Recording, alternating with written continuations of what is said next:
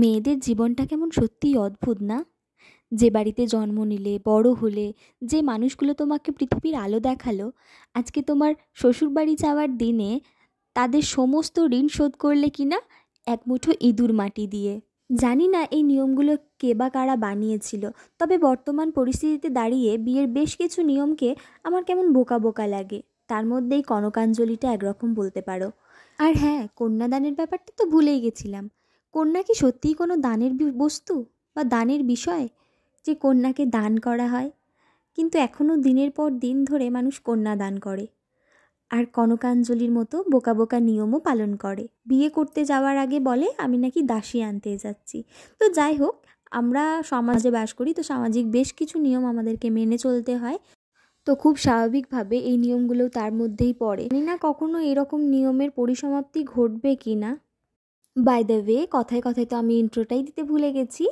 High guys, welcome to candy ক্যান্ড্রোমলি। আশা করি সকলে অনেক অনেক ভালো আছেন, আর আমিও অনেক ভালো আছি। তো আজকের ভিডিওটা আসতে অনেকটাই দেরি হয়ে গেল, কেননা এই ভিডিওটা আমি যতবারই এডিট করতে গেছি আমার কান্না পেয়েছে এবং গলা ধরে এসেছে। আমার পক্ষে সম্ভব হয়ে ওঠেনি এডিট করা। তো যাই হোক, আজকে আমি সেই দুঃসাহসটা দেখিয়ে ফেলেছি। মানে সব কিছুর পরেও আমি এই ভিডিওটা এডিট করেছি। আর এই ছোটোবেলা থেকে যতজনেরই বিয়ে দেখেছি বা বিদায়ের মুহূর্তগুলো দেখেছি না, অন্য কারোর বিদায়ের সময়ও কান্না পেয়ে যেত, বা কারোর ভিডিও যখন চলতো বিদায়ের, তো নিজের চোখে জল আটকে রাখতে পারতাম না। তো আজকে অবশেষে সেই দিনটা আমার লাইফে এসছে, আর আমি আজকে তোমাদের সাথে সেই রকমই মুহূর্তগুলো শেয়ার করব। আমি জানি অনেক মেয়ে এই দিনটাকে নিজেদের সাথে রিলেট করতে পারবে, কারণ একমাত্র মেয়েরাই বোঝে এই কষ্টটা কী। তো চলো আর কথা না বাড়িয়ে তোমরাও ভিডিওটা দেখতে থাকো।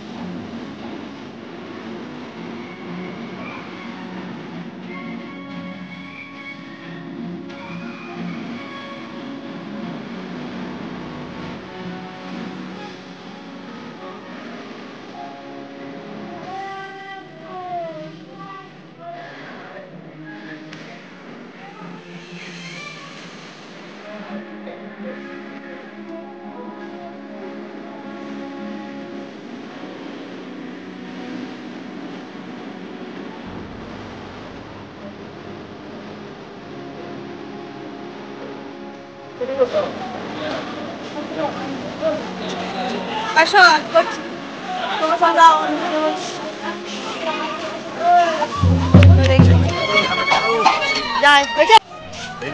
এদিক দিয়ে এদিক দিয়ে